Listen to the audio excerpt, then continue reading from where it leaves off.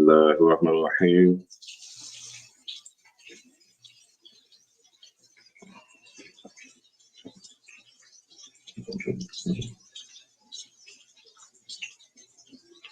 Assalamu alaikum wa rahmatullahi wa barakatuh to everybody.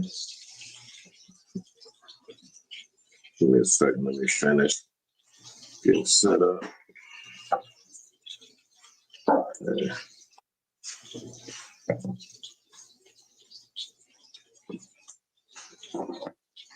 All right, hopefully the food and stuff in the background is not too loud for everybody.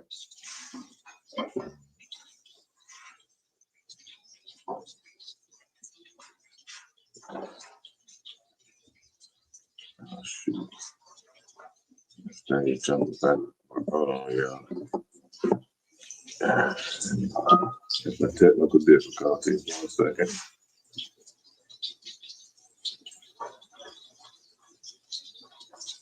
Leaders or increase.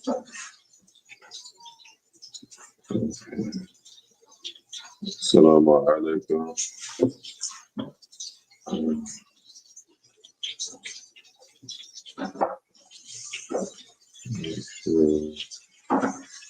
My earbuds, I'm trying to connect my earbuds so I can hear better.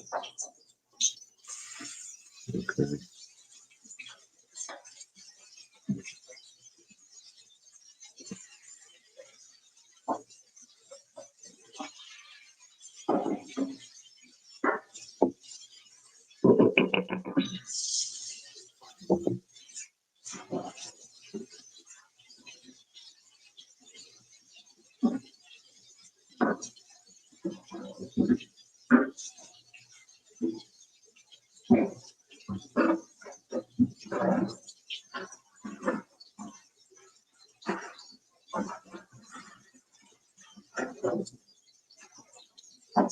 Okay. Okay.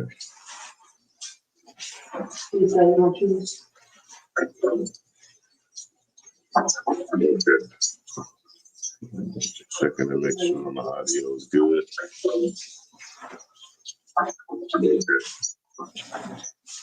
Checking to make sure my audio is good.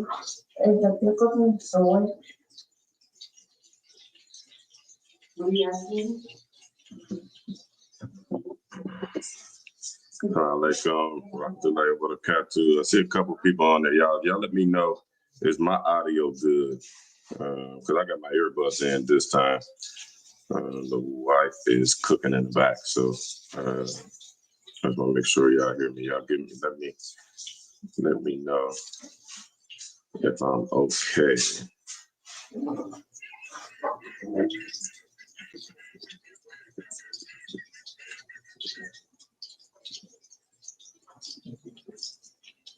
Okay.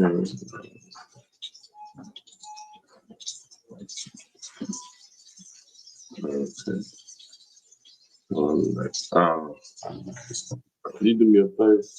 Mm-hmm. Can you check, go on my page and check and see if you can hear me? Okay.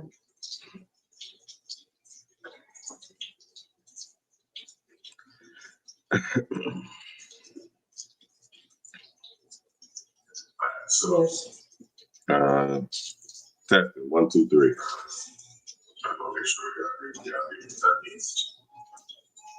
So I can delay it.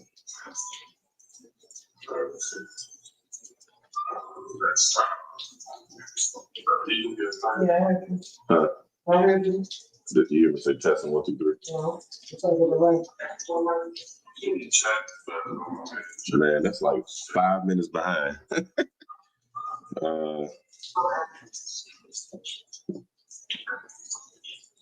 Y'all let me know, is my audio good? What's going on, y'all? So I can see a couple people on there.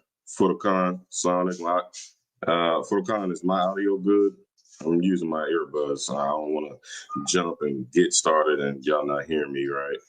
Furkan from YouTube, let me know if it's good. Sonic and Asa. Asa, is my audio okay? Okay, Furkan said I'm good. Okay. One more, I'm good, and we'll jump right in, inshallah ta'ala.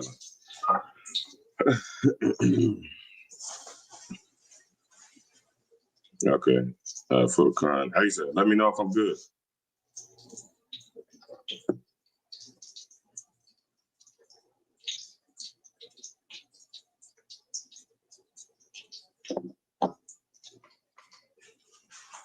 Okay, he said. Okay, all right. He said it's all cool. All right, let's get into it. What you looking at, boy? You said my name. Oh yeah, my friend has your name. Oh. He over here looking on the couch. I'm like, you said my name. Fad. Make sure to keep your game turned down, okay? Bismillahirrahmanirrahim. Inna alhamdulillah wa salatu wa salamu ala rasulillah wa ala alihi wa sahbihi ajma'in. Kwame, what's going on, Aki? Assalamu alaikum. Okay, so y'all, as y'all know, this video went viral of Sheikh Abu Hakeem.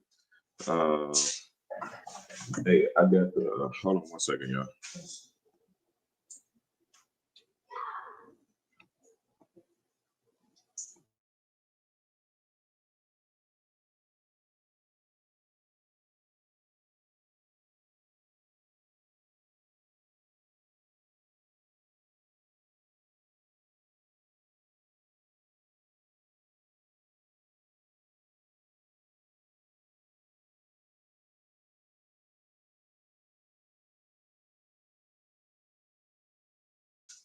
Okay, y'all, sorry. All right, so as we know, this video went viral with Sheikh Abu Hakeem, Bilal Davis. This, as we know, this video here went viral. So, 1 second, y'all.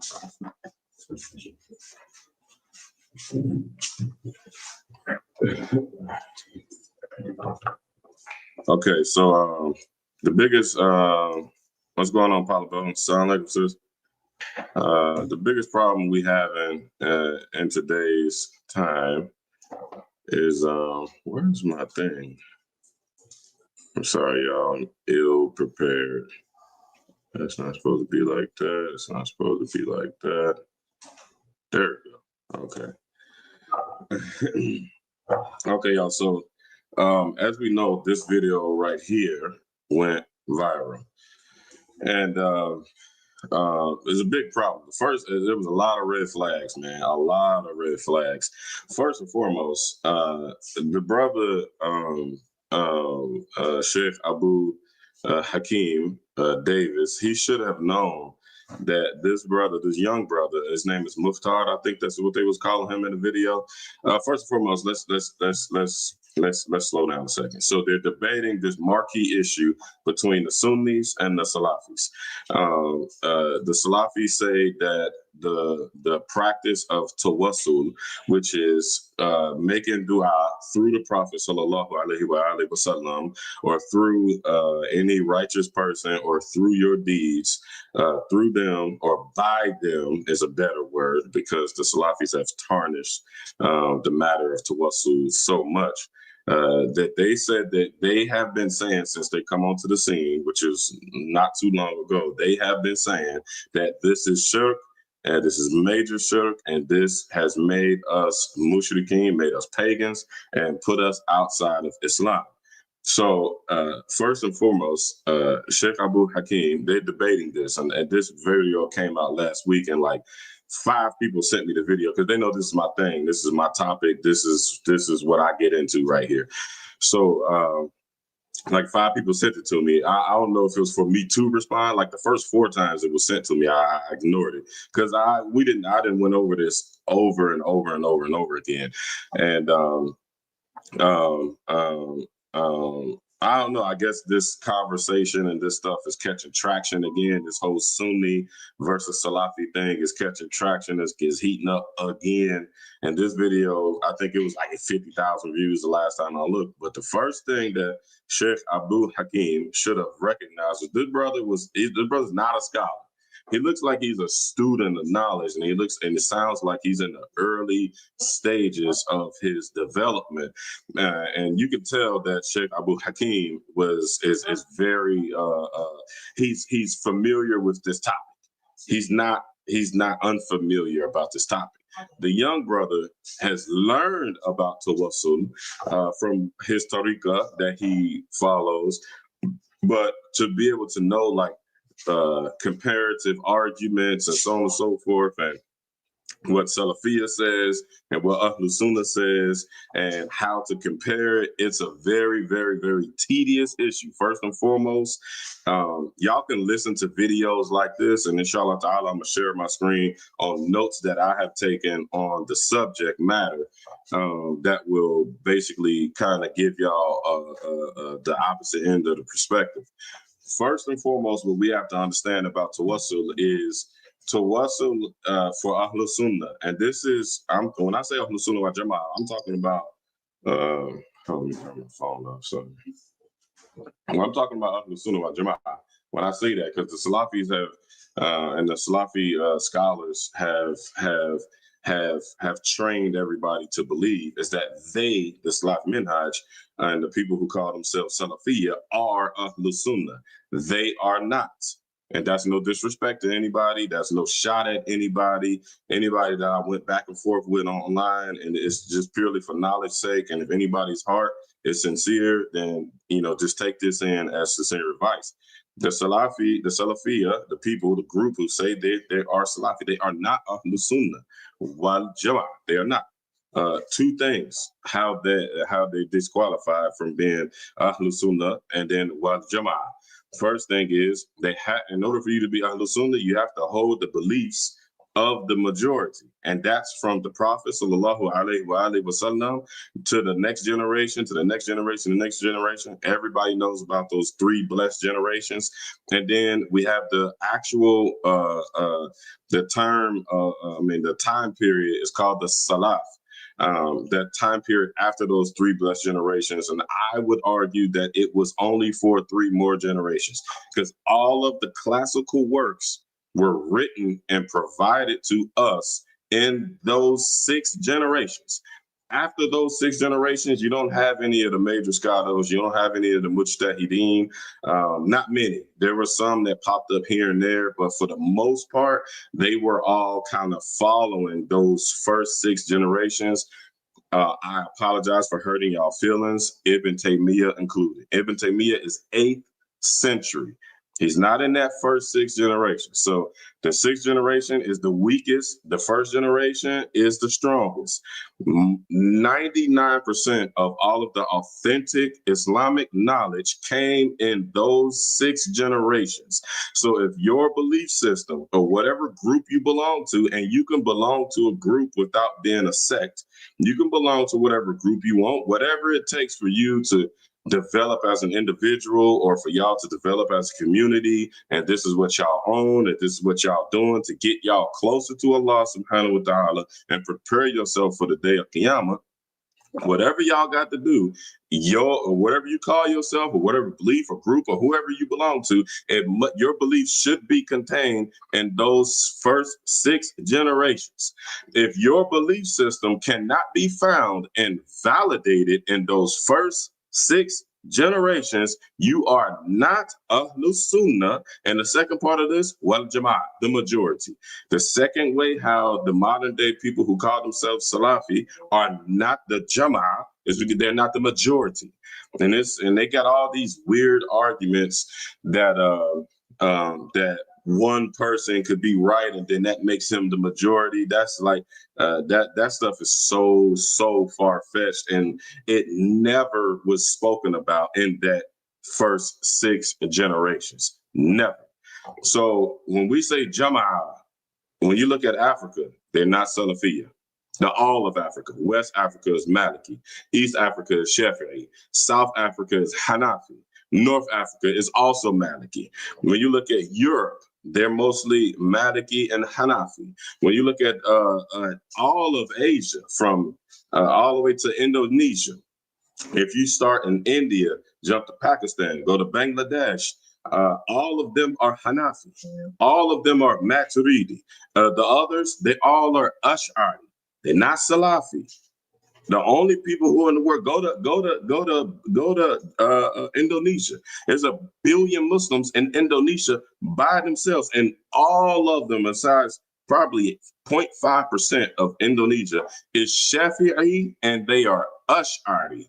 The people who the Salafis in America, mainly in Philadelphia. You can even take this census in America. If you go to California, most of them are Maliki and Hanafi. You go all through the Midwest, most of them are Hanafi. You go down south, you find a strong Maliki presence because there's a big integration of Africans from Africa that migrated to the southeast, and even in where this video took place in the southwest, Houston, in the Texas area. A lot of Malikis via the Africans.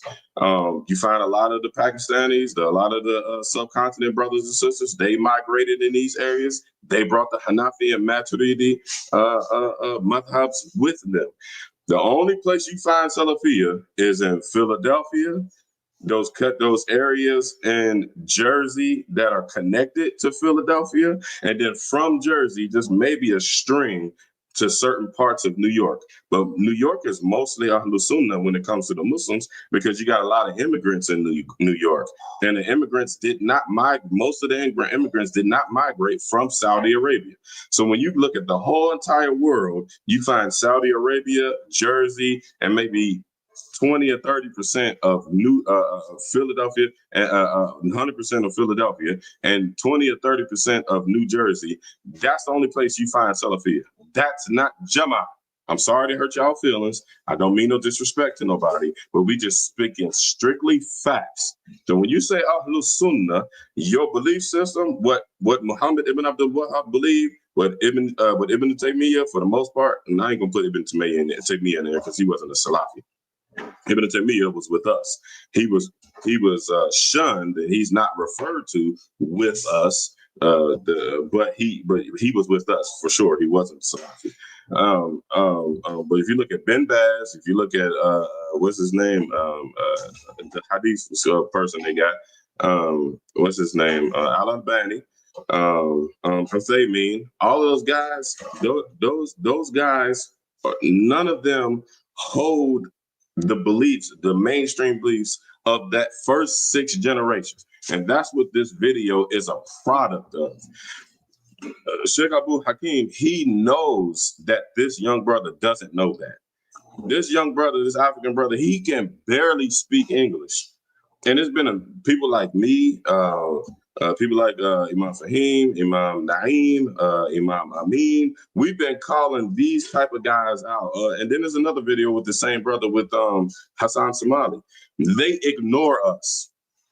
They don't want to have a viral moment with me, Imam Amin, Imam Khalil, Imam Malik, some of my constituents. They don't want to have a viral video moment with one of us. So Hassan Somali and Abu Hakeem, they picked their shot, point blank and period. You can see the brother couldn't even. There were certain things that are like the evidence. The Abu Hakeem's approach was as if him and Hassan Somali, and I put up a little small short because I was on road in the truck when I seen these videos, people send it to me, and I made a little video with the hadiths contradicting Hassan Somali. But then you got some people who are so brainwashed by Salafiyya. You got Hassan Somali right here saying one thing, and then on the other hand, I'm showing you the hadith. Out of his mouth, he's saying, oh, you have not one ayah. You have not one hadith. Then I put the hadith and I put the ayahs that we use that justify tawassul. And then people still like, oh, no, it's still haram. It's still shirk. And you're kafir if you believe this. I'm giving you the ayah. I'm giving you the hadith. I'm going to give you some ayahs, and I'm going to give you some hadiths tonight. If you don't accept it, that's on you.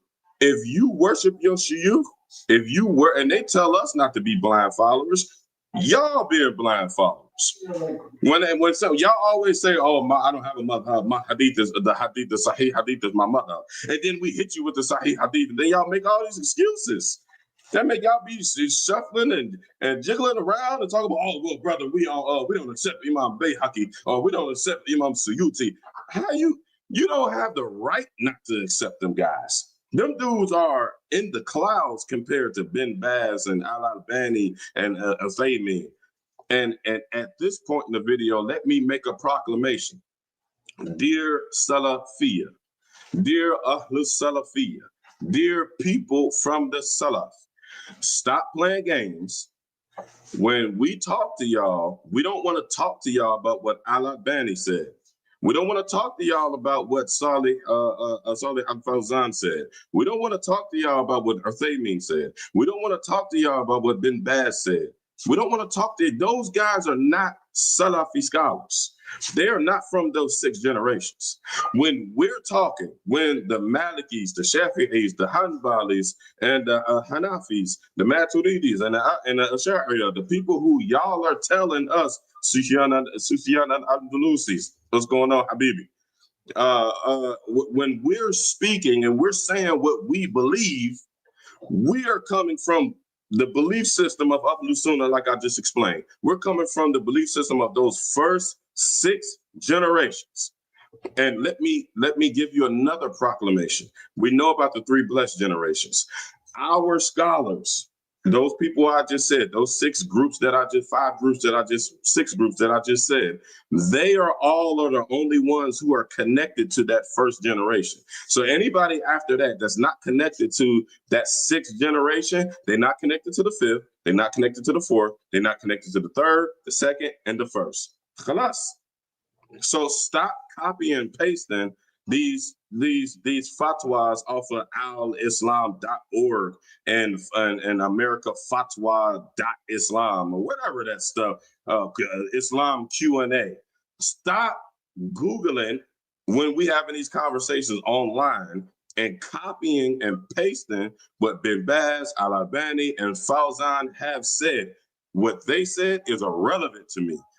I don't listen to none of my scholars. Ahlus Sunnah wal Jama'ah today, anybody from those 6 groups, we don't listen to any of our scholars if they cannot reference us from those 6 generations.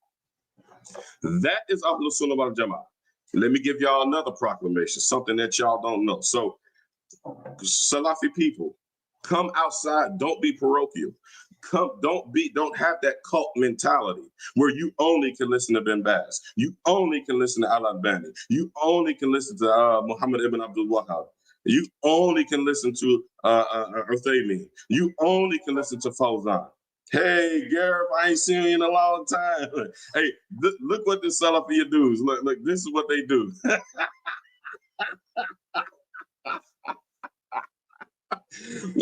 Hey, Gareth, man. Gareth, thank you, man. You get ready to run the views up, brother. I appreciate it. Hey, this is the representation of Salafiyya right here. This is how they scholars. They're street scholars. The street scholars of Salafiyya. This is how their character is. This is how they represent y'all. So I'm gonna expect my Salafi people who standing on the hawk, like how y'all say, y'all handle my light work. When I first started this, dude right here on the what's his name, Gareth, he been ducking my work from the first video that I made. He jumped in the comments and he trolled in the comments, and I told him come on live so I could destroy you. Come on live, and he never would, and he never will. He just sits back and troll. But look, this is how y'all representing right here. This is how y'all represent. Hey, Salam Minhaj, handle my light work. When you come with the Negro stuff, Gareth, you discredit yourself from the conversation. You come on here, and then I told you I had my people come check for you in New York, and you got silent. You never even text me back. So you know you wouldn't even text like this. You know you wouldn't even talk like this if you were standing next to me, bro. You don't talk like this to nobody. So why you do this on the internet? That's corny, yo. If you do that, there should be viral videos of you punching dudes in the masjid with you talking like this. This is how you know a dude is corny and he's soft. If you gotta talk tough on the internet, you corny and you soft. When I had my people check for him in New York, and you know I'm telling the truth, go in our inbox and screenshot and put that screenshot in those comments. When I told you I had my people come check for you, and we called you by your government name, Gareth. And we called you by your government name. I had my peoples, Lusuna, come check for you in New York. Show that screenshot since you're so tough, my guy. Show the screenshot when I had my people come see about you. Okay, I'm all of that, but you didn't say that when I had my people come check for you. Gareth, do us all a favor. Take a screenshot when I inboxed you and I had my folks come pull up on you. I had my folks come check for you. Screenshot that conversation and show the people how soft you are. Okay, back to regular scheduled programming. Anyway, if what you believe and what you're doing is not contained in those first 6 generations, you are not Ahlul Sunnah, and you are not the Jama'ah. You are not the majority. So when we talking to y'all, we're discoursing with y'all, and we trying to get this thing figured out. That's how I started this series of conversations. This is probably the 50th video that I've made. When I started this, I was trying to legitimize the Salafi Minhaj and say, okay, I'm going to be the one to show the world that they are the 5th madhab and they're the 3rd school of Aqidah. But they have yet to come and prove their points. So let that be known. If you're not coming from the 6 generations, thank you for the comments, Gary. If you're helping my algorithm, I appreciate it. Keep commenting. And it's pointless, Gary, because you can't come punch me in the face. So I don't care what you're talking about. I don't care about nothing you're talking about. You can't come punch me in the face. I could talk about your mama right now, and you can't do nothing. I could talk about all your kids and say how dirty they are and everything, and there's nothing you can do about it, Gary. So what's the point of you making yourself look goofy? But thanks for the comments. Keep commenting, Gary. If you helping my algorithm go up, I appreciate the clout, brother, sister, whatever you are. I think he is a girl. I don't know. I don't know if he had a sex change or not. I heard he did. But anyway, never mind the sister. Anyway, so we're gonna get to the video. So for the most part, the brother just kind of was tripping the brother up in his speech and in his conversation. He was tripping him up. He knew the brother didn't know the evidence that we use for Tawassul. So I made 3 points, and inshallah we can get through them. If not, I don't want to make this too long. Where's my I can't see my time. I should have been telling me I see it. Okay. So it's basically 3 major points that Salafiyya tries to make, and they're only telling one side of the story. They're not telling our side of the story of Ahlus Sunnah wal Jama'ah. Please let it be known, y'all. Before Ibn Abdul Wahhab came, Ibn Taymiyyah, you can kind of put him in there. And this is going to be an overview. I'm going to save y'all a lot of reading books. I'm going to save y'all jumping from website to website, talking to scholar to scholar to scholar. I've been doing this for over 15 years. So we're going to put all this stuff in a nutshell. Besides Ibn Taymiyyah, and Ibn Taymiyyah had a valid point. He didn't not believe in Tawassul. He couldn't. He believed in Tawassul. He just felt like in his time that people were going directly to the Prophet Sallallahu or whatever knowledgeable person that they believed in, and that it was stopping there. And only Assalamu alaikum, Ahmad Abdullah from YouTube. He felt like he gave a fatwa in his own right that he's going to go ahead and outlaw Tawassul because the people were doing it wrong according to him. He is on record in his books saying that he believes in Tawassul, and that the only reason why he gave a fatwa against it was because the people were doing it wrong and they were going directly to those, these things, and that is wrong. That is haram. Ahlul Sunnah, all 4 schools and the 2 schools of Aqidah, we believe this. We believe that as well. But it's weird that the Salafi, so-called scholars try to say, oh, look at them. They worship the Prophet. They grave worshipers. Oh, you're a Sufi sheikh, grave worshiper. They like to make these names. Don't get caught in name calling. If you get in a conversation with an individual and he start calling you names, that means that they don't have any intellect. Now, Sheikh Abu Hakeem, he didn't do that. his mannerism was actually very respectable. I mean, he was aggressive with the brother. So what we're gonna do is I'm gonna try to get through it and play 3 parts, and then I'm gonna show y'all the evidence for Tawassul via Ahlus Sunnah wa Jama'ah. Okay, so let's get to it, inshallah ta'ala. I have to rewind.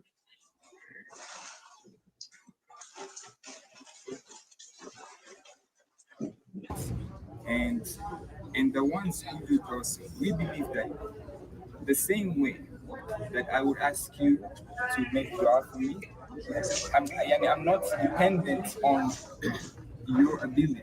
I'm dependent on the tawfiq min Allah to enable you to make dua. So the same concept, the same thing is that if I ask that person to make dua for me, I'm not dependent on the ability of that person. I'm dependent on that Allah subhanahu wa ta'ala la ya'jaz. Y'all tell me in the comments if I want to make sure that the screen share is playing correctly.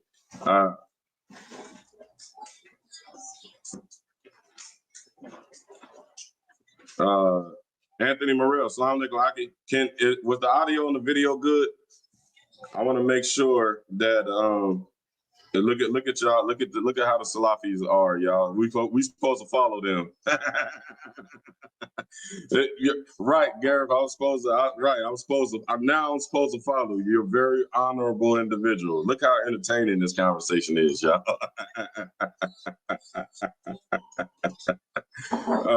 Anthony, can you tell me if the audio and the video was good, or if anybody's watching? Hey, turn that down, man, or go upstairs.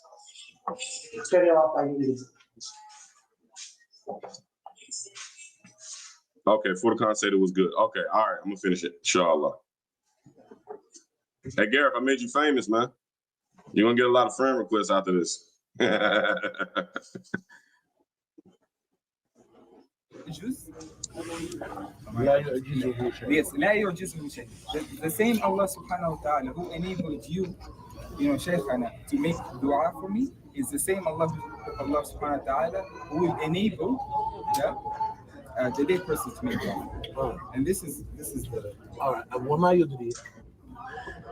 what has made you conclude that Allah has given any of the dead permission? My bad, y'all. Wrong timestamp. Let me find the right timestamp.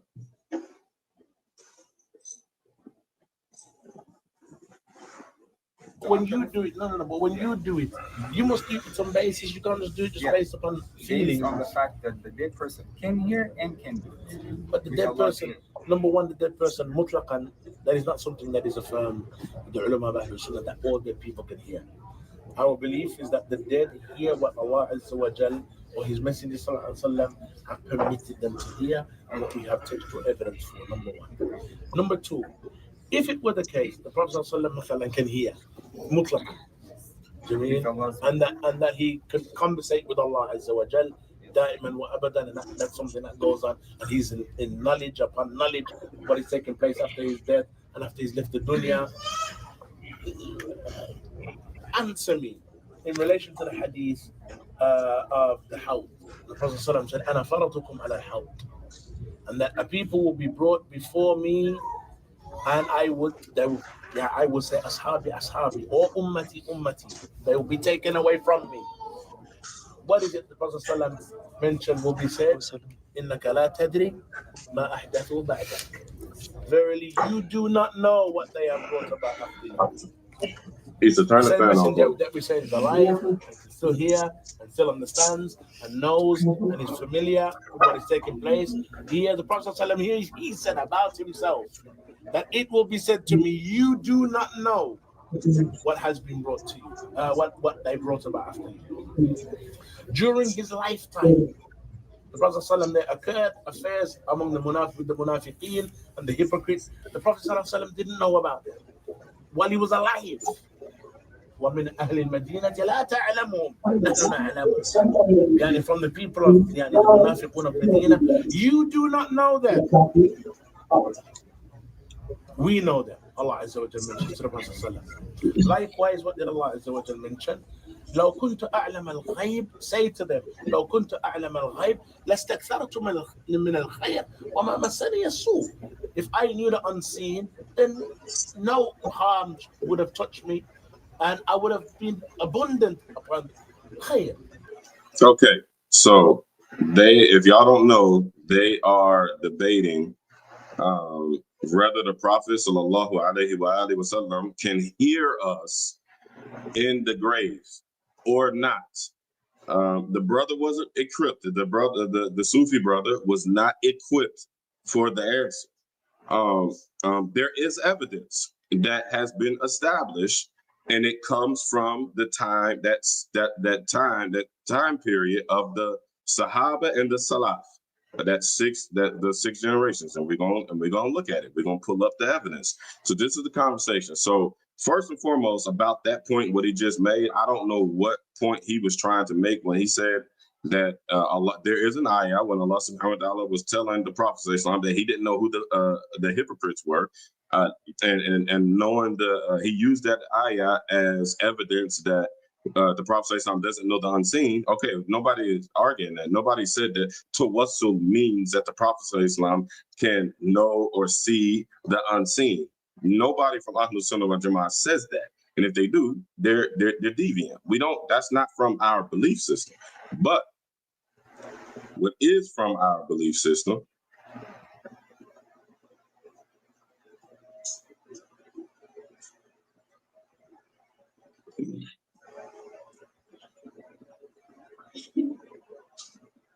so this is the evidence. And I meant to mention that I checked for that particular ayah.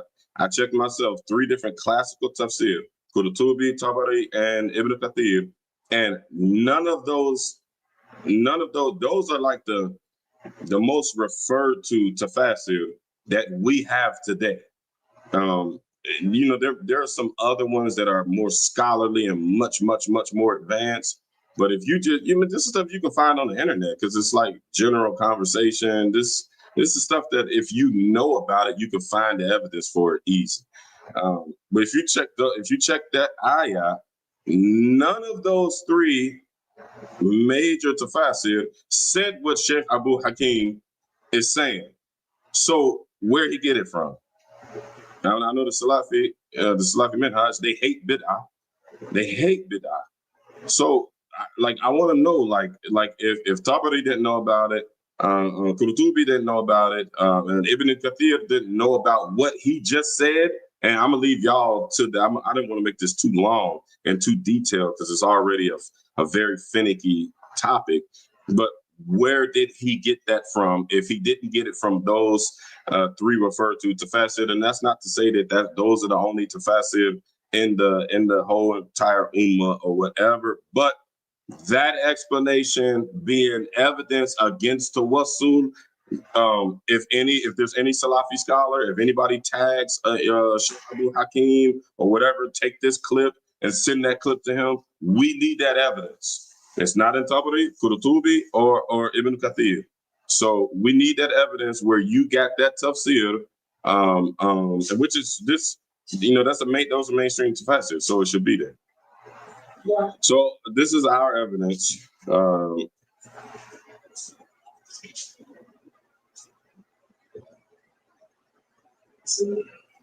there's an ayah here in Surah Al-Namal that's basically saying and is confirming that the dead cannot hear in any outside of any special circumstances. Basically, y'all can see here on your screen.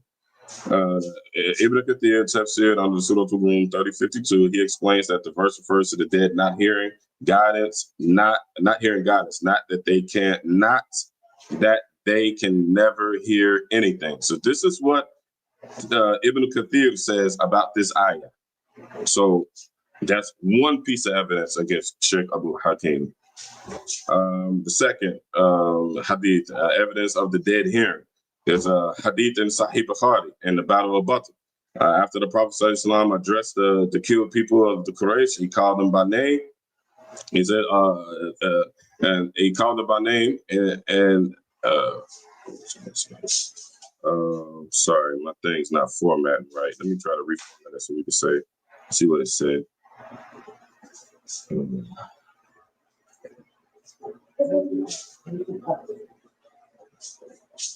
My picture is in the way. I can't see the rest of it. Let me try to change it.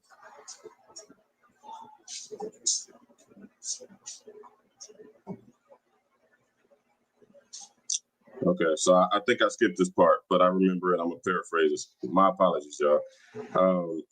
Let me put this back where I had it.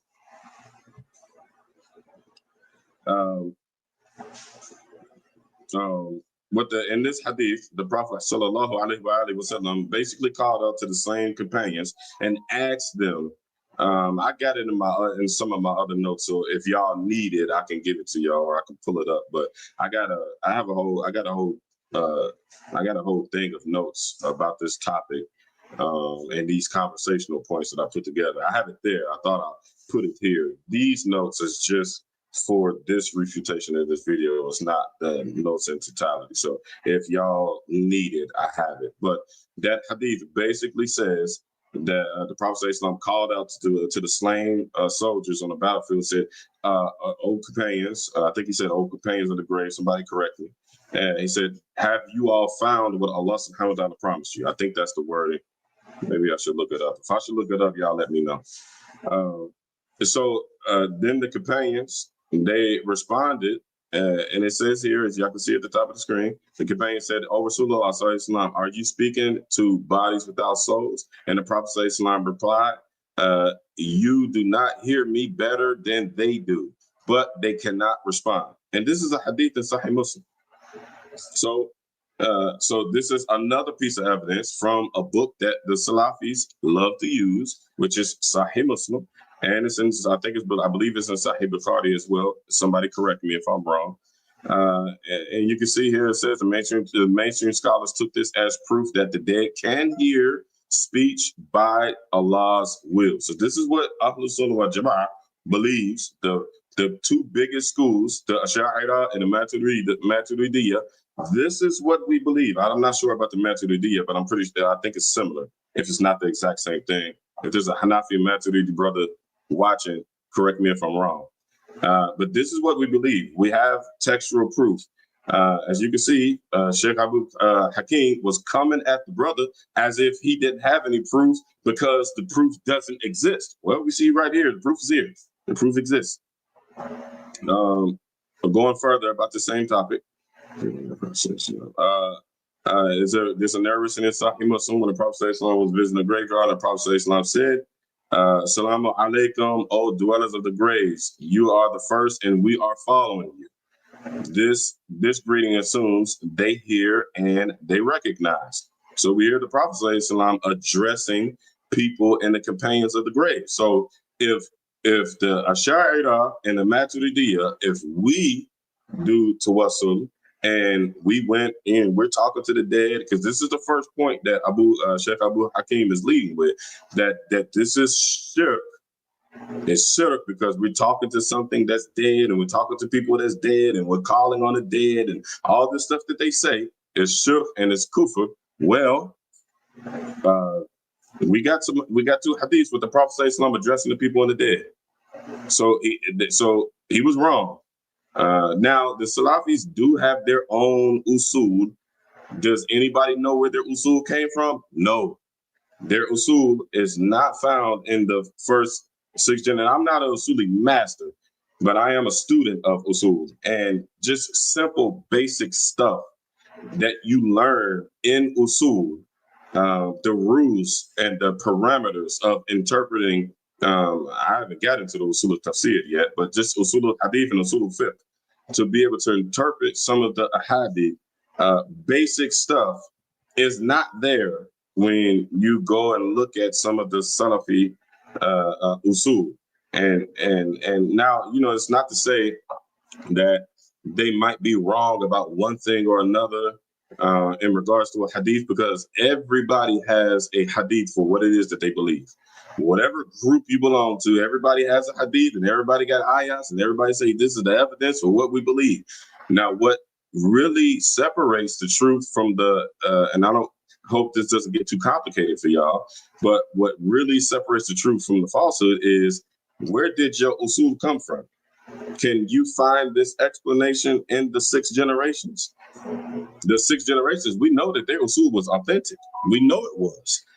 So if your explanation is not some way, somehow connected to those scholars in those 6 generations, you can see right here, we got some statements from scholars that's within that the 6 generations. You got a big problem. People, giants like Imam Nawawi, we don't have to say who he is, affirm that the deceased hears greetings of the living, citing consensus, ijma. So Imam Nawawi, and he's within that first 6 generations.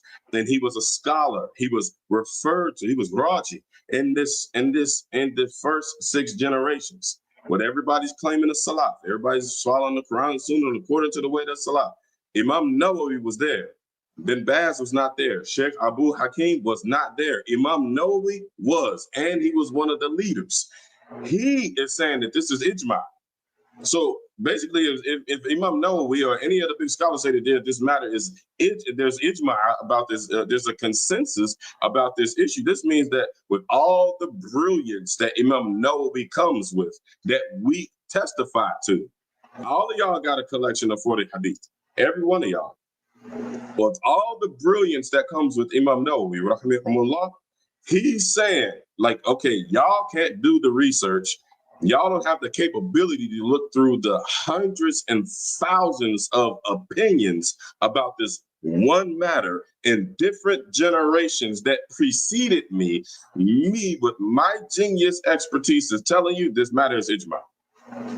We don't even need to read Ibn al-Qayyim, Ibn al-Hajar, Imam Suyuti. This is just a few of the big dogs from within that first 6 generations. We ain't talking about when Bin Baz was alive. We're not talking about when Salih Fawzan was alive 50, 60 years ago. We're not talking about in the 8th century when Ibn Taymiyyah was alive. We're not talking about that. We're talking about within that first 6 generations.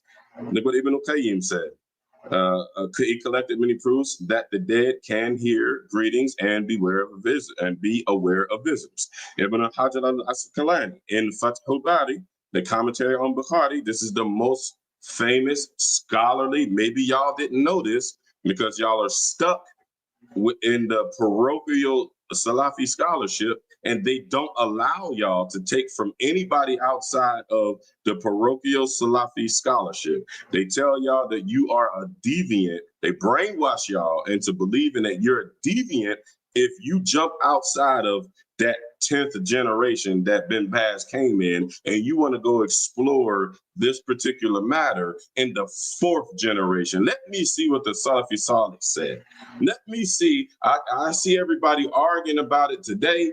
I don't want to take Bin Baz's opinion. I don't want to take Imam Amin's opinion. We're going to throw both of them out, and we're going to go straight to the 4th generation. And then we'll go to the 5th generation, then the 6th, then we go to the 3rd, then the 2nd. A lot of these issues are not you won't find conversation in the 1st and the 2nd generation. They had different problems. So when you go to the 3rd and the 4th, you see a little bit in the 3rd, but it really heats up in the 4th and the 5th, and of course in the 6th. When you go and look in those generations, and mind you, these are the only people that have credibility. These are the people who wrote the tafsir, the tafsir. These are the people who wrote the hadith books that y'all are quoting. Let's see what they said about these matters. And look, he said, Ibn Hajar said, the hadith of Badr shows that the dead can hear, and it is a relied upon position of Ahlus Sunnah. This is what Ibn Hajar al-Asqalani, if you disagree with his scholarship, you're not part of Ahlus Sunnah wal Jama'ah. Simple. There is not a scholar in the parochial Salafi scholarship circle who can even clip the toenails of Ibn Hajar al-Asqalani. And that's with us too. None of my scholars, none of the scholars in today's time is on the level of Ibn Hajar, Imam Nawawi, Ibn al-Qayyim. Nobody today, nobody in the last 100 years is on the level of these dudes. There may be some people who had the potential to be on this level, and I've said this famously before. It's not possible to have these mujtahideen today. It's not even possible. It's illogical because the human chains of narration are dead. They are gone. So whatever a hadith died, and this is going way off into usul al-hadith, which the people who are stuck on stuff like this, trivial matters like this, it's obvious y'all haven't explored into usul al-hadith or any of that because y'all taking opinions from people who don't have a right to give an opinion. People like Imam Nawawi, they lived during the time when people humanly carried millions of chains of hadith in their head. And then they sat in circles with hundreds of other scholars that can authenticate what it is in their head and what's coming out of their mouths. We don't have that today. We don't have places in the earth where you can go and you can do like how they did Bukhari, and they can give you 10 hadith and mix up, or is it 100 hadith, mix the narrations up and mix the asanid up, and then from his memory he can correct the asanid and he can correct the matun. We don't live in that time anymore. It's illogical that you would take somebody in the last 100 years, 200 years, 300 years, 400 years, and try to put them on the level of the individuals who are the very foundation of Islamic knowledge. It's idiotic. But since they keep y'all capsulized in the parochial Salafi scholarship, they tell y'all that they scare y'all and brainwash y'all and say, oh, if you listen to anybody outside of Ben Baz, Al-Albani, Fawzan, Sheikh Abu Hakeem, then you're a deviant and your Islam is nullified and you're rejected from the community and nobody can marry you and procreate with you. Y'all got to get out of this blind following mentality. Y'all have to get out of this brainwashing mentality. And I apologize for being offensive and strong in those statements, but this stuff is huge where we got Muslims on the internet. If you look at this viral video that we're reacting to and you look at the comments, all you see is a bunch of dodo brain people who just believe in everything that he said because his Arabic is beautiful and he's a black guy with an Arab accent. That's as far as it went. For me, brothers, Arabic is beautiful. It ain't go no further than that. You see people make a takfir on the majority of the Muslims, which is in spirit of Muhammad ibn Abdul Wahhab, who was the person who started the Salafi Minhaj. It's in spirit to make takfir on everybody else that doesn't believe what you believe. The 4 schools of fiqh and the 2 schools of aqidah, we don't make takfir of the other schools because we have differences. We look like, oh, okay. So I didn't see that way. And what scholar did you learn that from? And what is the sanad for that? Oh, so there was a sanad. And I do recognize that scholar. SubhanAllah, yeah, I didn't know that. That's as far as it goes with us. No, not with the Salafi Minhaj. If you don't believe what bin Baz, Al-Albani, Fawzan, Muhammad ibn Abdul Wahhab, Ibn Taymiyyah, if you don't believe what those guys said, you're kafir, you're deviant, your Islam is nullified, cut your beard, take the hijab off, and go do what the Christians are doing. I don't think I need to continue. Let me see. The Prophet Islam is gave the traditional Sunni view. The Prophet Islam is alive in his grave and his barzakh. This format is so bad. Sorry, y'all. I can't see it good as good as I need to. And his barzakh superior to the martyrdom in the life mentioned in the Quran. He is able to hear directly whoever replies to him. So this is the mainstream Sunni view and this is from the time of those 6 generations. As you can see here, it says the mainstream Sunni position of the Ash'ari, the Maturidiyya, and the majority of the Hadith scholars. So this is everybody. This is everybody. There was no Salafi Minhaj in that time period. In that first 6 generation, there was no people walking around calling themselves Salafiyya. Like how you see people doing with their profile pictures, and they got like a cartoon with this big, strong, muscular Salafi dude, and then like the cartoon picture of the sister with the niqab on, and then it's just Salafiyya, and it looks real heroic. None of that existed in the actual time in the Salah, in those first 3 generations and the 3 generations after, that never existed. What you found, people calling themselves Maliki, Shafi'i, Hanbali, Hanafi, Ash'ari, Maturidi, Ahlul Hadith. That's it. There was nobody in that time period. You won't find one person, one paper, one paragraph, one sentence that said, yes, this is a good Salafi scholar. Ibn Hajar al-Asqalani was a good Salafi scholar. You won't find it. It didn't exist. This is a new innovation that came with Muhammad ibn Abdullah. So the majority of the people, this is all that exists when it comes to Aqidah, the Ash'ari, the Maturidi, and Ahlul Hadith. And they're all synonymous, depending on who you ask and what the conversation is. The dead cannot hear in the natural worldly way, but by Allah subhanahu wa ta'ala's will, they can hear greetings, footsteps, and sometimes speech directed to them. The Prophet ﷺ has a special continuous awareness of his ummah's salam. Okay. All right. So that is the evidence for can the dead hear, can the Prophet ﷺ hear us after. This is the evidence that Ahlul Sunnah wal Jama'ah, this is some of it, that Ahlul Sunnah wal Jama'ah used to justify Tawassul bin Nabi. At the grave or not at the grave. This is some of the knowledge. Y'all are seeing it probably for the first time. Let's continue. What was the next? Before.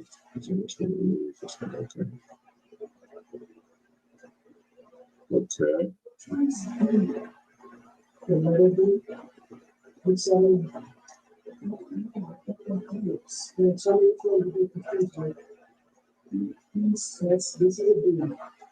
Let me look and see what the next point probably would be.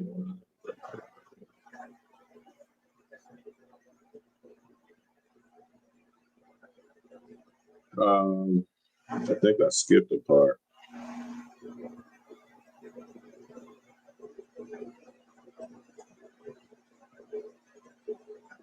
I think I skipped a part of my notes. Let me see if I can find, because the next issue was, can we make tawassul after the Prophet sallallahu alaihi wa sallam was dead? So here we have an affirmation of the Prophet sallam is alive in his grave. Let us go to the grave of the Messenger of Allah. It's established, and at the very least, some of the companions must have done it. شوف الإمام البربهاري mentions انظر رحمك الله لكل من سمعت كلامه من أهل زمانك الخاصة ولا تعجلن ولا تدخلن في شيء منه حتى تقف حتى تسأل أقال به أصحاب رسول الله أو أحد من العلماء فإن وجدت فيه أثرا فتمسك به ولا تجاوزه لشيء ولا تختار عليه شيء فتسقط في النار.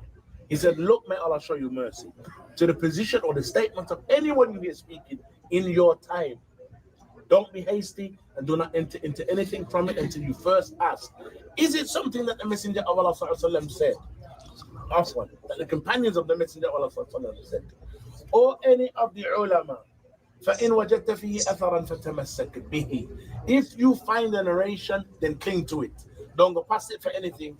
Don't choose anything over it and thus fall into the fire. And so the question here is, do we have an athar from any of the companions of the Messenger of Allah that they did what you're suggesting? The athar that I just mentioned? That's not an athar. Okay, let me ask. And it's not in the Mahal al-Niza. It doesn't revolve around Mahal al-Niza. Why? Because making tawassul with the dua of the righteous, with the dua of the salih, nobody disagrees with this. That is not the issue. The issue is making dua and making using the dead for tawassul. And you will not, I'll answer it for you. You will not find a narration. That's your issue. Okay. So we see that he said you won't find a narration. So let's see if that's true. Here's a narration from the Salaf, and it's very popular. He made all these absolute statements. You will not find a narration. You won't find the Prophet ﷺ speaking about this. You won't find any of the Salaf speaking about this or doing this, or you won't find any scholars in the time of the Salaf or the Sahaba, i.e. the 6 generations, believing this or doing it. Let me fix this so I can see it better.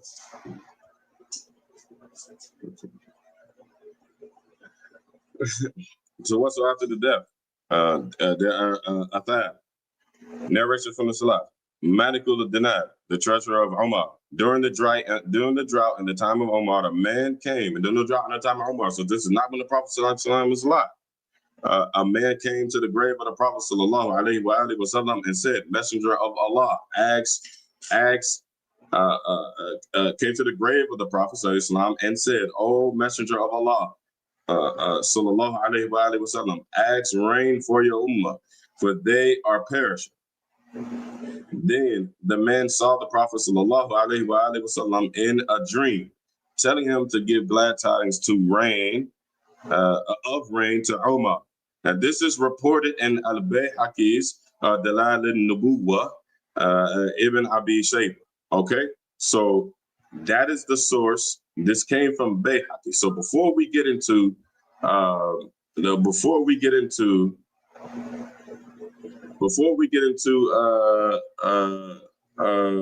did I put that on here?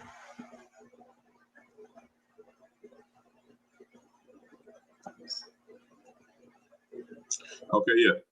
So before we get into the actual narration, so we have a narration. The Sheikh Abu Hakeem, he was wrong. He said that we don't have a narration. Now, whether they accept the narration or not is something different. We can have a conversation about that, and I will watch the scholars debate its authenticity. But as you can see, that was narrated and brought to us about this particular topic from Bayhaqi himself. Who was Imam Bayhaqi? His status was he was a Shafi'i faqih, and he was a leading hadith scholar. He was a hafiz and a historian and a theologian. So he wore many hats. His credibility is far. It says his contribution, he's known for combining hadith and his expertise with legal and theological analysis. So he used to be able to do what we call comparative fiqh. Look at all of the opinions of the Hanafis, look at all the opinions of the Malikis, look at all the opinions of the Shafi'is, the Hanbalis, and compare them on one particular issue. Do y'all know what type of genius it takes to be able to have the mind to do this? And when it says that he was a hafiz, this means that he memorized. I don't. Different people said different things, but you have to at least committed 500,000, 500,000 a hadith with the chains in order to be considered a hafiz in his time period. If y'all look where he's born, he's in that fourth generation. He's in the fourth and the fifth generation. This ain't talking about when Ben Baz came. This ain't talking about when Ibn Abdul Wahab came during World War II and all that. This ain't talking about way 1,000 years later. This is talking about within that close proximity of the three blessed generations. And he is one of the people who has sanad to those three blessed generations. And he was referred to. He was mu'tamad in Islam in totality, not just in his madhab, but in Islam altogether. So on what foot are the Salafi scholars going against Imam Bayhaqi? On what foot are they going against, on what footing are they going against a scholar from the Salaf? They all say we follow the Quran and Sunnah according to the way of the Salaf. Well, here's the person who is the way of the Salaf. Here's Bayhaqi. He's the epitome of what the way of the Salaf is. So, and he was a leader. He was a faqih. When a person in this time period is called a faqih, this means that he knows all of the present fiqh rulings of his madhab in that time. And since the Salafis don't follow a madhab, they don't understand the magnitude of that. One of the Shafi'i, I think the Amdatu Sadiq, and my Shafi'i brothers are on here. One of y'all correct me. I think, isn't there over like 100,000 rulings in the Amdatu Sadiq? And Amdatu Sadiq came sometime after Bayhaqi, I know that. But just to give y'all an idea of what a faqih is considered in its essence in the time of the Salaf. This means that not only did he memorize at least 500,000 ahadith with the chains, also with the biographies of these individuals. He also was an authority on this is when you're happy. They don't teach the Salafi people this type of stuff, because if they taught the Salafi people this kind of stuff, they would no longer take any hadith from Al-Albani. They don't teach you what the actual definition of a hafidul hadith is. Because you will not take any more hadith from Al-Albani, because Al-Albani was the complete opposite of what Imam Bayhaqi was. So not only did he know the asanid, not only did he know the names that are connected, the many names that are connected with all these asanid, he also knew the gradation from Sahih all the way down to Da'if to Mu'dal. He knew every single category. And to have the genius brain to be able to take one hadith with its chain in his time, and somebody, Ahmad Suyuti, Assalamu alaikum, Habibi, Sheikh Ahmad, Assalamu alaikum. Correct me if I'm wrong, Sheikh Ahmad Suyuti. In Imam Bayhaqi's time, in the 4th century, there were probably about 10 people in a chain of hadith. This is as far as my studies is shown me. Somebody correct me. Ahmad, show me. Kwame, show me. Kwame, you crazy. He said he did that as a young dude. Yeah, for sure. Somebody tell me, is when in Imam Bayhaqi's time, he would need about 10 names for one hadith. He would need to know the biography, the date, the time this person was born, who they studied with, and who they studied with. Imagine this level of genius. He has to know that 10 times over before he even gets to the matan, before he even gets to the hadith. And then to be able to look at the hadith, look at the sanad, and then to be able to put it through the classification. One hadith. And one hadith can go through about 100 different maxims before you can give a grading to this hadith. And he, at least with the witness of our pious scholars in the time of the Salaf, did this at least 500,000 times. I hope the picture has been painted vividly. Look at his accolades. He wrote the Sunan al-Kubra, a major hadith collection arranged by fiqh chapters. Come on, man. I think there's like 2 million major hadiths in circulation. I think, somebody correct me if I'm wrong. His brain was so superior. He was able to take a hadith that only applied to the Shafi'i madhab, that strengthened the positions of the Shafi'i madhab. And he arranged the book with the fiqh chapters and these particular things. If this isn't genius, y'all, I don't want to hear Al-Albani up against Bayhaqi. I don't want to hear Bin Baz up against Bayhaqi. I don't want to hear Sheikh Abu Hakeem up against Bayhaqi. And as y'all can see here on the screen, he has many other works from his genius that he gave y'all, that he gave us to be able to rely on. And we still have a lot of these books to this day. And look what none of the Salafi scholars talk about hadith without mentioning Dahabi. Look what Dahabi said about him. This is a vouch. Dahabi said, the Imam, the Hafid, the Faqih, the authority, one of the oceans of knowledge, Ibn Asakir. Nobody's studying hadith and they're not talking about Ibn Asakir. There was no one like him in his time. Imam Sufi, the Shafi'i, wrote a treatise defending the Tawassul and Istighatha and Qadi Hayat. Okay, so this is just some other testification, about Tawassul, the other big hats and big names. And then I gave, and this is getting too long, but Imam Suki cited this. Ibn Tajuddin Suki called it Ayab al-Maliki. These are big hats, and look at the dates on this stuff, y'all. Look at the dates of these scholars. If I could see it.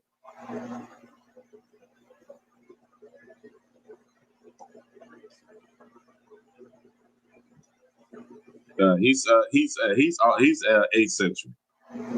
This is the time of Ibn Taymiyyah. So they only pick Ibn Taymiyyah from that 8th century, and we got Tajuddin al-Sufi. Look at Qadi Iyad. He's in that 6th century. This is all close proximity to these 3 blessed generations. So going back, pushed the wrong button. Sorry, hold on one second. So going back, the Sheikh Abu Hakeem said that there was no evidence, there was no hadith, there was no statements, there was no athair, there was nothing, no evidence. This is all made up by these people who spin around in circles today. None of this ever existed, according to him. According to him. But as we can see, we seen the hadith.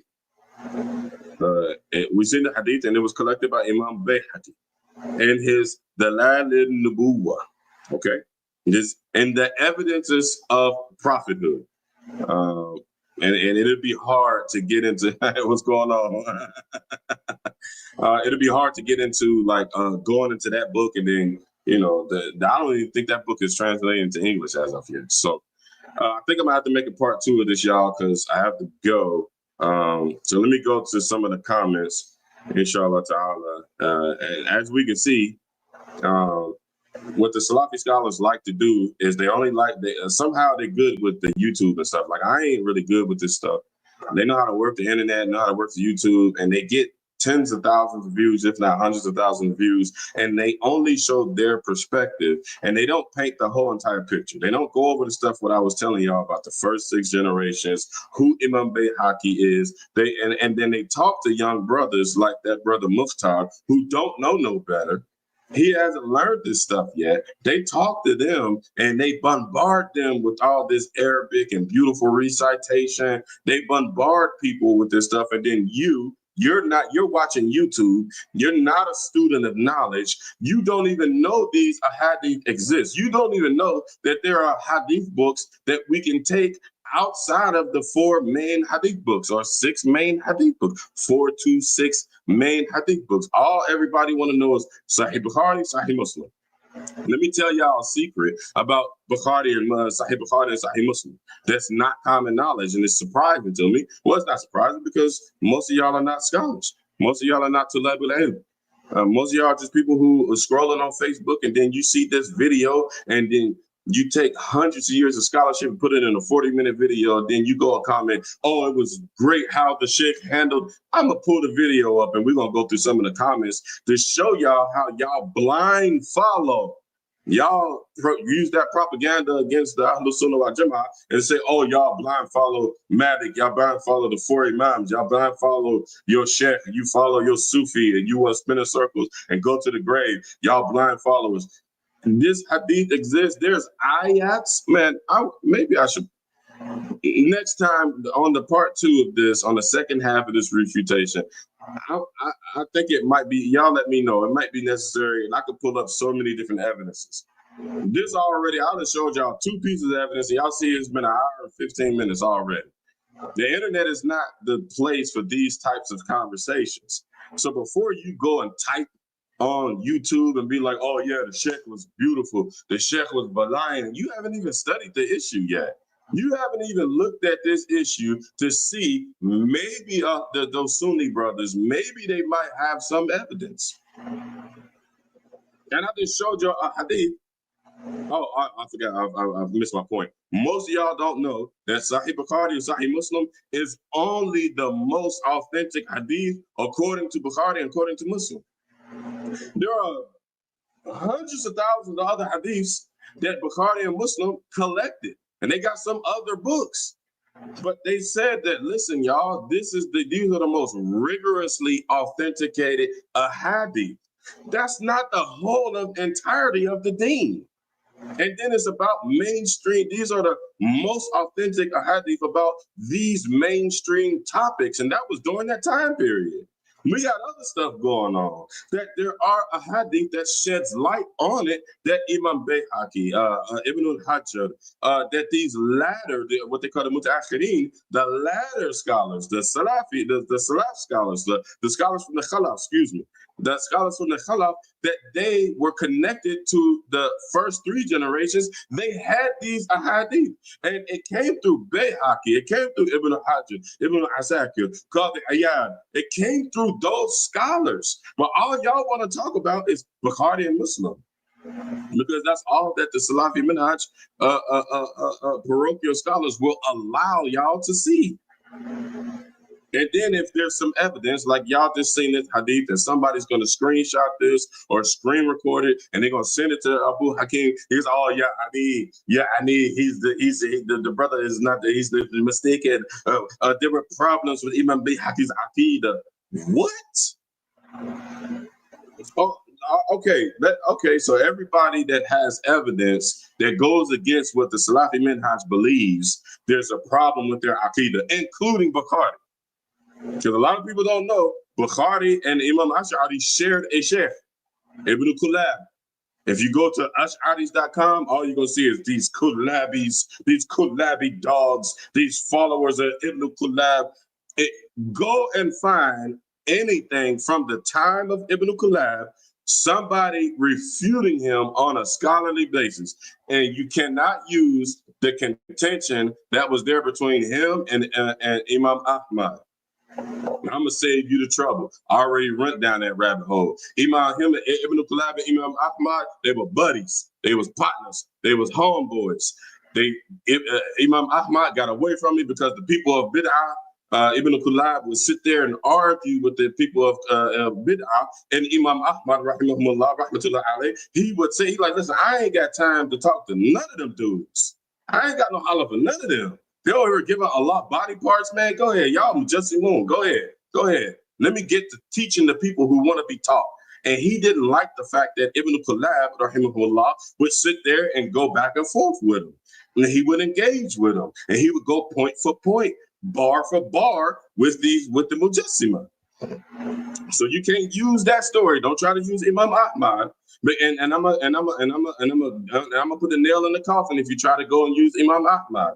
Ibn Kulab and Imam Ash'ari, they held the same viewpoints that Imam Ahmad held when it comes to tafweed and ta'wil. This might be for the most of the people who watch YouTube for entertainment. That might go over your head. Let it stay over your head. Don't bother it. Imam Ahmad held the belief of tafweed. I ain't gonna talk about the Sifatullah. I ain't gonna talk about it. I'm gonna say what Allah said. That's it. Ain't no conversation. Get away from me. That was the initial position and the safest position when it comes to that particular topic. Ibn Kulab and his school and his students, they used the evidences that they were privy to from the time of the Salaf to do ta'wil, to do interpretations of the Sifatullah, but in a correct way. So it's tomato. So for our first stance, as an Ash'ari, our first stance, tafweed. I'm not going to discuss it with you. But if it's a real problem for you, okay, I got to tell you, no, Allah does not have a hand, but not like our hand. I got to tell you that. I have to tell you that. If you put a body part on Allah, that's kufr. Allah is not a human. Laysa kamithlihi shay. Allah is not like nothing. Done. I'm done with the conversation. So if you say Allah has a hand, but not like a hand, yo, my guy, that means that you're likening Allah to something. That's kufr. So go and find somebody. A lot of the Salafi scholars don't teach them that Bukhari had a long, drawn-out history with Ibn Kulab as a student. They don't talk about that.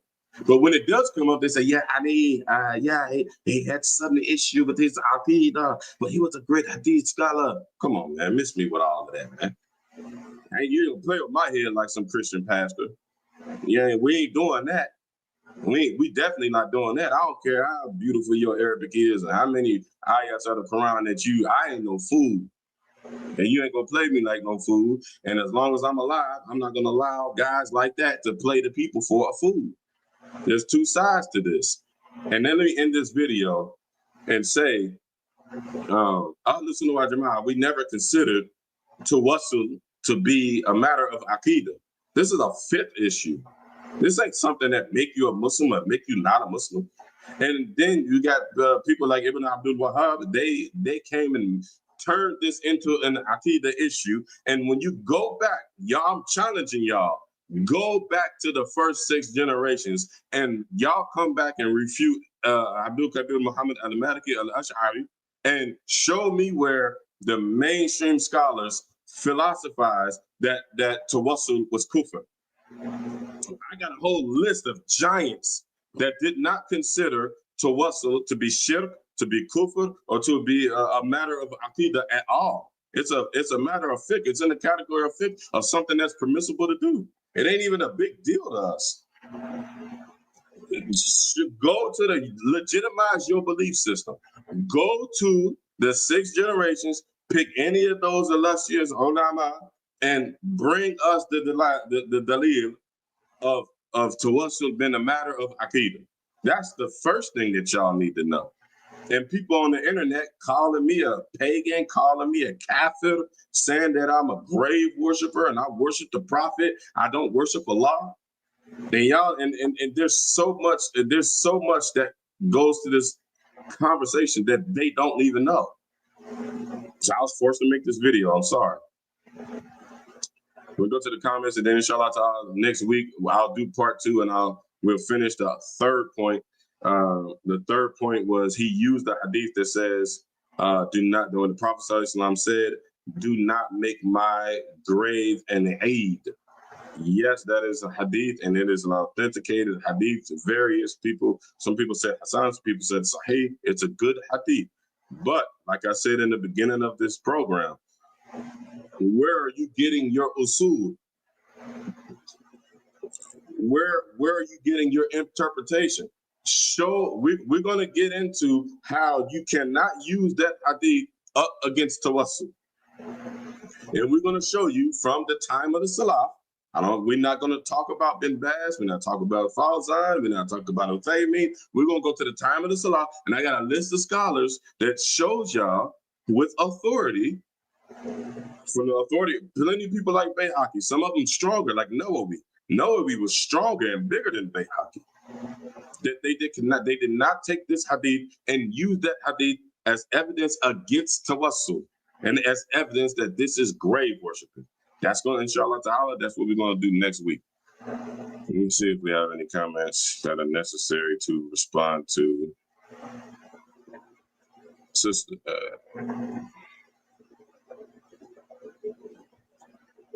Hamza Abdul Mujahid. What's up, Aki? Comrade, what's going on?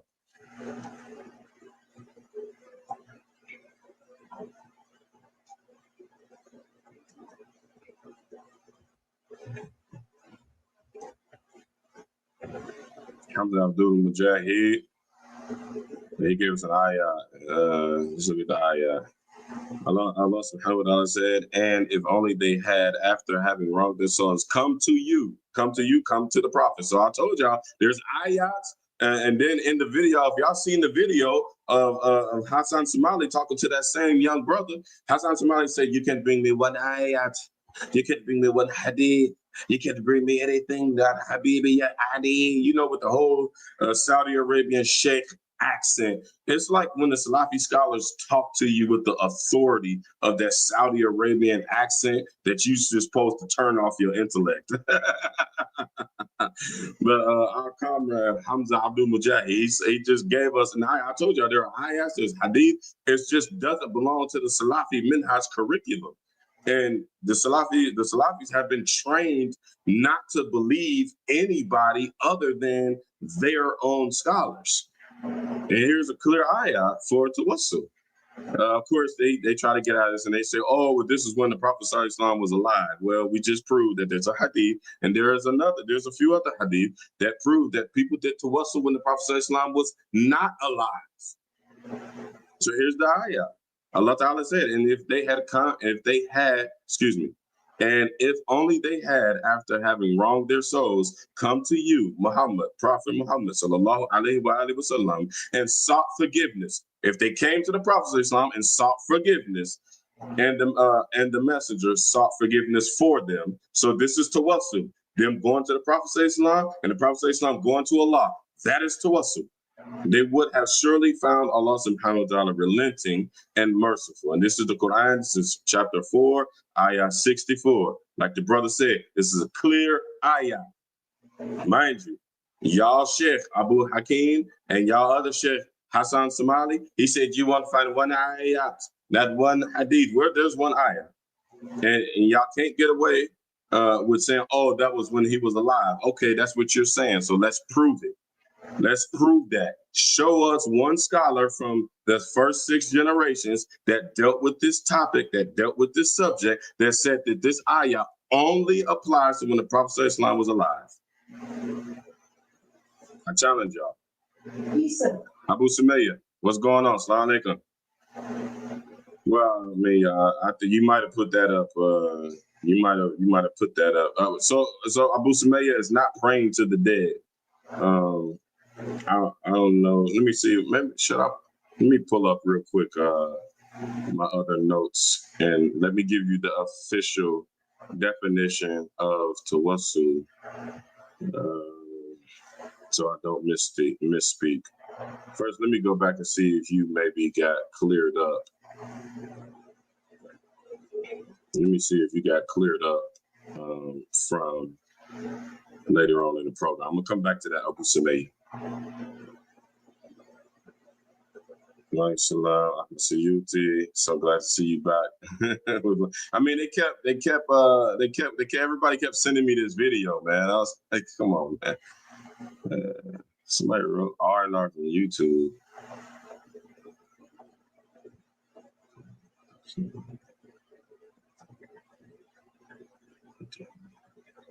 He wrote something in Arabic. I can't read it. R&R, I can't read what you wrote in Arabic. This was the argument that it is sure. Okay, so the brother, somebody translate this for me. I can translate it if I take the time. I don't know it off the top of my head. My Arabic is not to that level. So somebody screenshot this, or if you're still there, brother R&R or sister R&R, excuse me. I don't know. Sorry. If you could translate that for us. They said that this is the argument that kills it, that says that it should.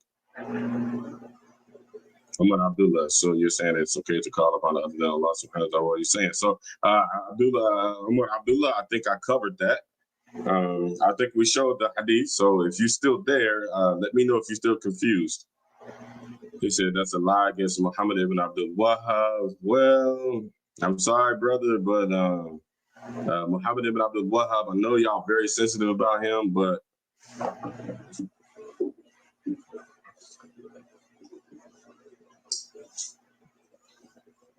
I'm working on a live stream, Umar Abdullah, and you might want to tune in.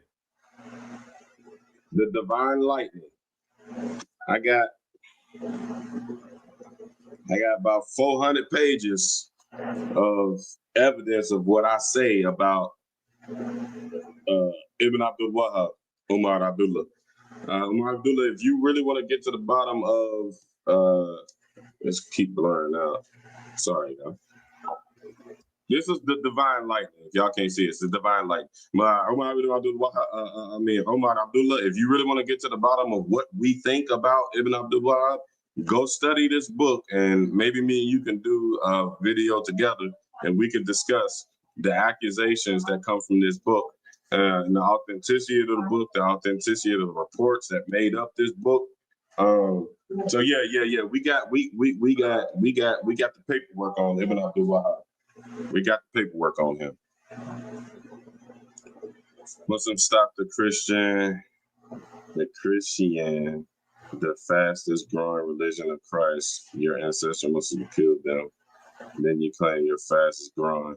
Okay, whatever. Zuru Gaming. Don't know what you talk about, sir.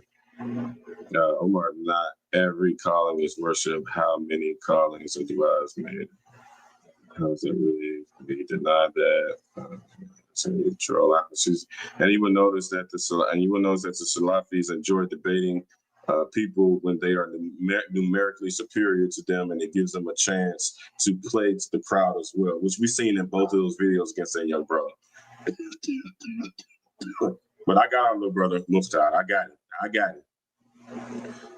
Anybody, Abu Sumayya, any of y'all, I hope y'all seen that hadith that I put up. Tell me what y'all's refutation of that hadith is. And the person who brought the hadith. Quoted Imam Barbahari. When there are texts indicating that people did tawassul with al-Barbahari after his death. So the brother Sheikh Ahmad Suyuti is showing us they only give you bits and parts. I don't know if y'all heard it, but Sheikh Abu Hakeem, he was quoting some evidence from Imam Barbahari, but Sheikh Ahmad Suyuti is showing us is that whenever they go on camera and they got an audience and they got y'all YouTube people and YouTube learners and studiers, they delude y'all because they will only show y'all one piece, or they'll manipulate some of the knowledge to fit their narrative and fit their belief system, when there's a whole other side, like I'm trying to show y'all and like we're trying to show y'all. So just like Sheikh Suyuti just said, he quoting Barbahari when it was people who did tawassul with him after his death. Play with that.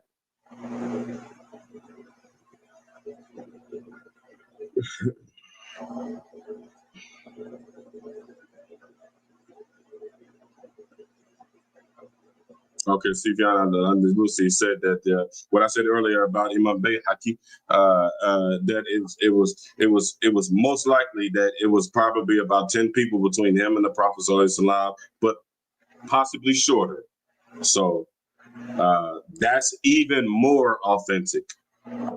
So we got a person like him, Imam Bayhaqi, and there's some other hadith, and there's other scholars, and there's other books that has hadiths that have changed, and they authenticated by these scholars that talked about this subject.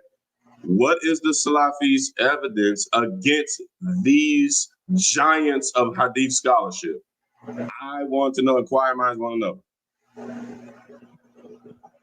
Yes, I know you were talking about Imam Bukhari when he came and they gave him the 100 hadith and they mixed them up. Sheikh Suyuti said, yes, Al-Khatib, Al-Bayhaqi, and others had their own chains of transmission and more with the biographies. People didn't cite collected by Al-Bukhari. They cited their own chain. I hope that did not go over y'all head.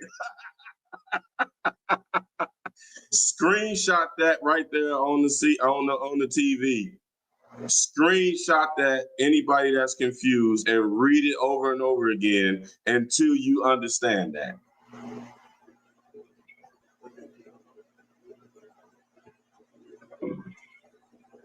Sufyan al-Andalusi said he was a Hafid, he wasn't just a Muhaddith. Absolutely. Not only in fiqh and Iman specifically, his compilation Al-Imam on theological evidences. So basically, our Imam Sufyan al-Andalusi, he's showing, he's disclosing to us that this was something that Imam Bayhaqi took a special interest in. This ain't fleeting conversation on YouTube Shorts like it is with us. He was a specialist about these things. And had it be shirk, I think Imam Bayhaqi would have found it before Ibn Abdul Wahhab had. Ibn Abdul Wahhab wasn't even a scholar. So if you got Imam Bayhaqi saying one thing and you got Ibn Abdul Wahhab saying another, you should probably choose Imam Bayhaqi, because we don't have a Musnad according to Ibn Abdul Wahhab, or a Sahih according to Ibn Abdul Wahhab. He piggyback rode off of Bayhaqi and all of the other muhaddithin. He didn't even have his own hadith book, but y'all just about worship Ibn Abdul Wahhab. It's odd.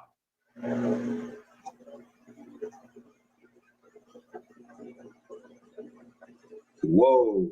Look at this. That's what I told you. When somebody has a claim and they have a hadith and they can refute what the Salafi say, the good our brother, he said Fawzan said the Bayhaqi was mistaken. Please.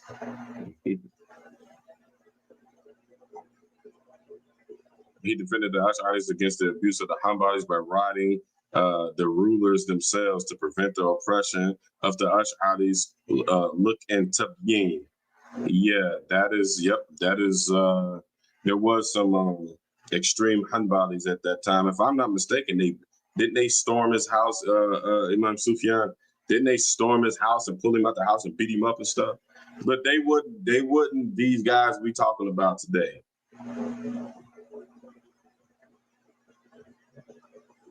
Gareth got my comments going up. Thanks for the clap, Gareth. And y'all go follow Gareth Bryan. He needs some followers. Like when his followers and his page engagement goes down, he finds me. And he doesn't do his own videos. Don't y'all think it's odd that he only trolls in comments? He, she, I don't know what it is. They only troll in comments. And whenever he needs some clout and he needs some more followers, or I heard he was married like 17 times or something. So when he's looking for another wife or his 18th wife or something and he needs some more attention, he finds me and he jumps in my comments. So if y'all single, y'all check out the sister, the brother, whatever it is, Gareth Bryan. He might need an 18th wife. Salam alaikum, Sister Nunu. What's happening?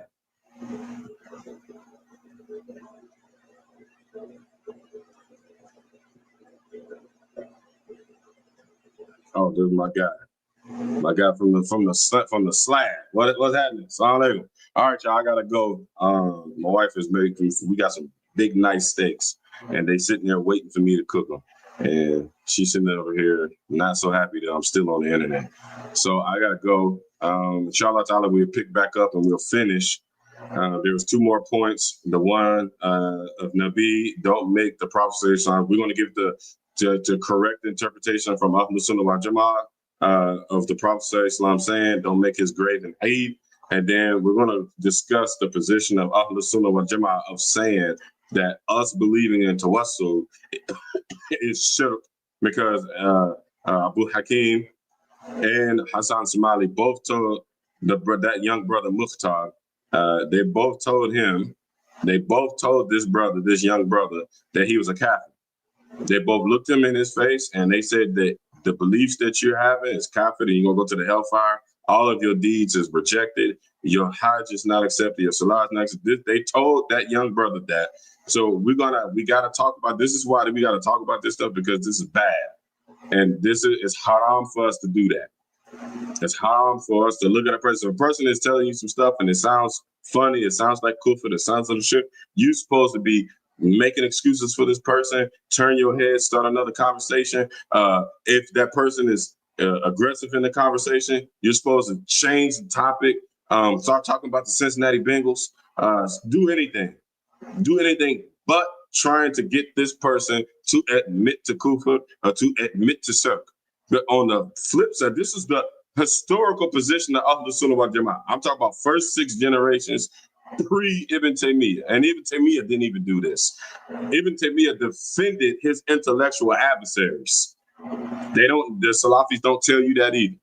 He went bar for bar with the Sufis, both of them, I believe. And Imam Ghazali. He came behind the Ghazali. He went bar for bar with them guys, but he always had the utmost respect for them. And when people try to take it and make it something other than what it is, he even wrote a book called In Defense of the Four Madahib.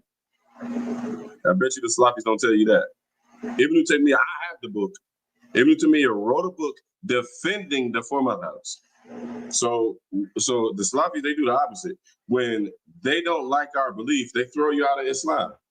And we need to stop doing that. So I'm educating y'all on this matter. So if y'all wasted y'all time and watched this video, going forward, you may not become privy to this and be able to make some notes, make all these type of notes like this and put all this stuff together. You may not be able to do all of this.